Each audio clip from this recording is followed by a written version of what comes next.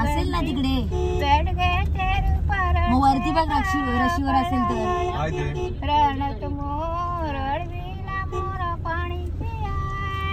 हा मग पडली असेल खाली बघ आता जुनी बिचारात बघ ना जुनी वाली दुसरी घालून ये मग तीच घाल आता आणि श्रद्धा दीदीला तयार करायला सांग पटकन पुढचा पोपट आलेला